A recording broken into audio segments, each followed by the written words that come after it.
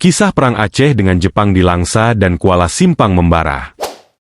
Jangankan tentara sekutu, tentara iblis pun boleh datang ke Aceh.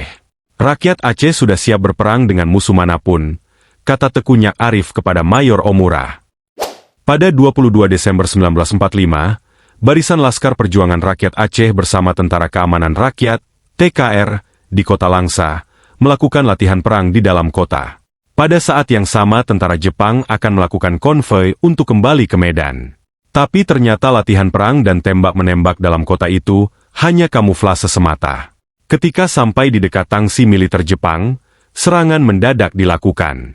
Tentara Jepang kaget dan mencoba melakukan perlawanan, tapi gagal. Pihak Jepang meminta gencatan senjata.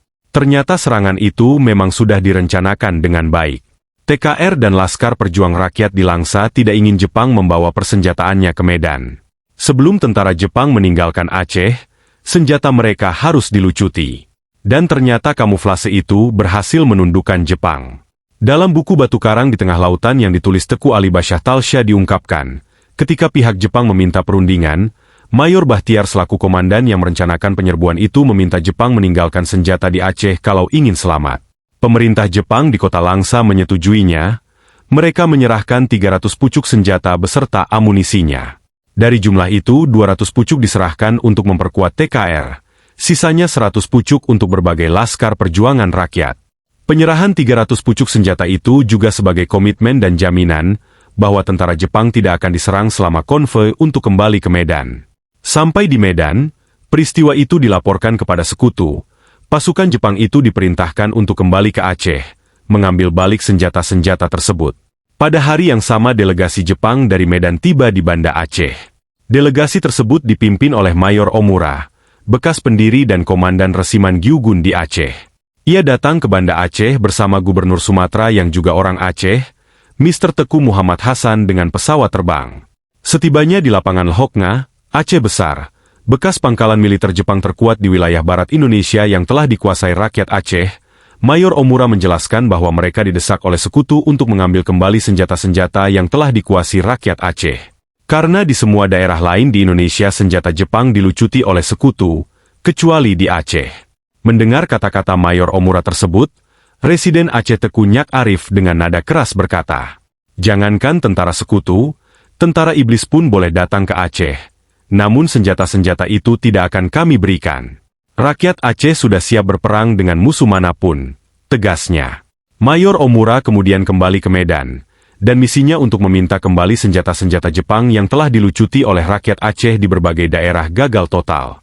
Akibat kegagalan tersebut, sekutu kemudian memerintahkan 2 batalion pasukan Jepang untuk kembali ke Aceh. Pasukan ini merupakan gabungan antara pasukan Jepang yang pernah bertugas di Aceh dengan pasukan Jepang dari tebing tinggi. Mereka dipimpin oleh Mayor Jenderal Sawamura.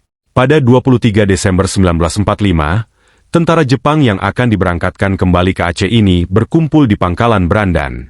Tentara Jepang melintasi perbatasan Sumatera Timur dengan Aceh pada tengah malam dengan barisan panser. Mereka dihadang oleh pasukan TKR di kawasan Sungai Liput, beberapa kilometer sebelum masuk kota Kuala Simpang. Pasukan Jepang ditembaki dengan senapang dan dilempari granat oleh pasukan perjuangan rakyat yang dipimpin Te Sulung.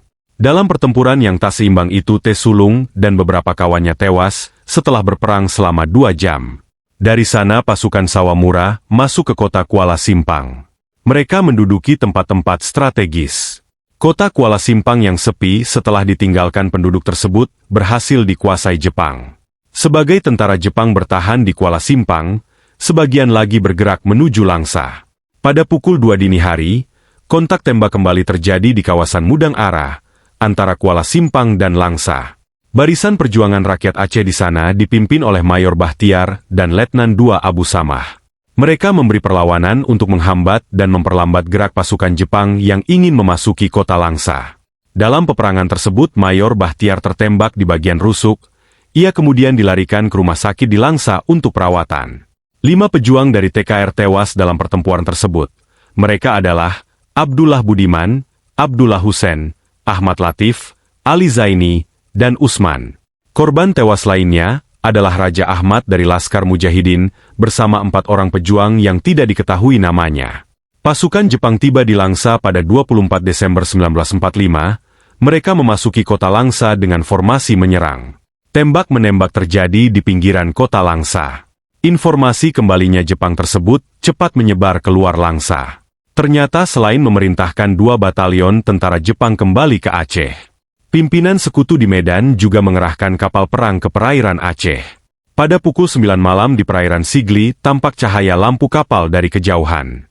Penduduk dari berbagai laskar perjuangan menuju pantai, mempersiapkan dalam posisi siap perang. Ketika kapal tersebut mendekati garis pantai, ditembaki dari darat oleh pasukan TKR dan barisan pejuang rakyat. Kapal perang milik sekutu itu pun kemudian kembali ke laut lepas. Pasukan Jepang yang sudah mendekati kota Langsa kemudian terlibat baku tembak di kawasan Upak dan Bukit Metuah. Sementara di kota Langsa bala bantuan terus berdatangan untuk memperkuat barisan pertahanan. Tambahan pasukan dan laskar perjuangan datang dari Idi, Lhok Sukon dan Biren. Sementara di Upak pertempuran terus terjadi, pasukan pejuang yang dipimpin oleh Kapten Isri Nurdin berhasil memperlambat pergerakan Jepang. Pertempuran di Bukit Metuah antara kota Langsa dan Kuala Simpang berlangsung selama 3 jam lebih. Letnan Petua Hussein bersama 2 temannya Sandang dan Razali gugur. Selanjutnya ketiga pertempuran berlanjut di Bukit Putih, 3 orang pejuang Aceh gugur, sementara dari pihak Jepang 6 orang tewas. Sementara korban luka-luka dari kedua belah pihak sangat banyak, para korban dilarikan masing-masing pihak ke pos perawatan masing-masing. Ketika perang reda, para pejuang Aceh berkumpul di kebun-kebun karet sepanjang Jalan Langsa, Kuala Simpang. Di sana mereka istirahat dan makan malam pada dapur-dapur umum yang telah disiapkan secara darurat. Mengetahui masuknya kembali Jepang tersebut, Residen Aceh Teku Nyak Arif berangkat dari Banda Aceh ke Kuala Simpang untuk menemui Mayor Jenderal Sawamura. Perang yang sudah jatuh banyak korban di kedua belah pihak harus diredakan. Ketika sampai di kota Langsa, Teku Nyak Arif melakukan konsolidasi dengan para pimpinan pejuang dari berbagai laskar. Ia juga melakukan inspeksi pasukan TKR dan mengelorakan semangat untuk berperang mempertahankan kota Langsa. Dalam kunjungan tersebut Teku Nyak Arif didampingi oleh Kepala Staf TKR Divisi V Mayor Tea Hamid Azwar. Pada 26 Desember 1945, pertempuran kembali terjadi di Langsa. Tentara Jepang yang sudah kelelahan menunjukkan gelagat untuk mundur kembali ke Kuala Simpang. Upaya sekutu untuk mengambil kembali senjata yang dikuasai rakyat Aceh gagal. Pada hari yang sama, Gubernur Sumatera Mr. Teku Muhammad Hasan bersama Wali Kota Medan Mr. Muhammad Yusuf melakukan perundingan dengan Panglima Tentara Sekutu untuk Sumatera, Mayor Jenderal Chambers dan Brigadir Jenderal Ted Kelly dari Inggris. Mereka berjanji tidak akan mengganggu kemerdekaan Republik Indonesia. Usai perundingan, pada 27 Desember 1945 Mr. Teku Muhammad Hasan dari Medan menuju Kuala Simpang. Sementara pada saat yang sama puluhan ribu pejuang dari berbagai daerah sudah berada di Langsa. Mereka siap-siap untuk bergerak menggempur Jepang di Kuala Simpang. Namun, perang dapat dihindari setelah diadakan perundingan, tentara Jepang kemudian kembali lagi ke Medan.